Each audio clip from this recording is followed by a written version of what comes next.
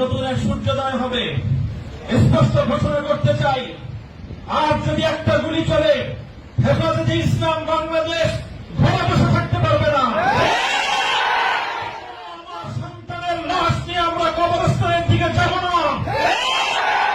পরবর্তী সন্তানের লাশ কাঁধে আমির হেফাজত ইনশাআল্লাহ রাজপথে যখন নামবেন, টেকনাফ থেকে তেঁতুলিয়া পর্যন্ত পাক ভাঙ্গা সেই গণজোয়ার রুখে দেওয়ার সাধ্য কারো হবে না।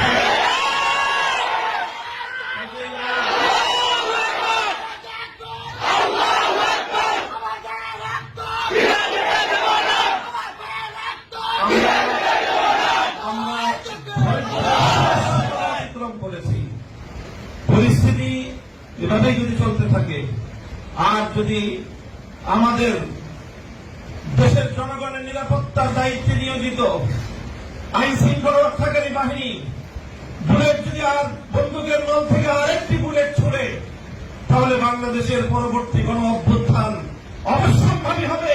সে অভ্যুত্থান রুখে দিতে কেউ পারবে না। আমরা আল্লাহ পাক রব্বুল আলামিনের কাছে দোয়া করব, যারা বৈষম্যের বিরুদ্ধে জীবন দিয়েছে, অত্যাচারীর হাতে যাদের প্রাণ গিয়েছে, তারা নিঃসন্দেহে শাহাদাত বরণ করেছে। কাজে সেই শহীদদের আত্মার মাগফিরাত শুধু নয়, বরং শহীদদের শাহাদাতের কবুল হওয়ার জন্য আমরা দোয়া করবো আল্লাহর কাছে। এবং সেই শহীদদের উসিলায় আল্লাহ যেন আমাদের আগামী প্রজন্মকে এভাবে সকল বৈষম্য, জুলুম, অবিচার, অন্যায়ের বিরুদ্ধে রুখে দাঁড়াবার এক অদম্য সাহস যেন আল্লাহ পরবর্তী প্রজন্মের বুকে বুকে দান করেন, সেই দোয়া ইনশাআল্লাহ আমরা করবো।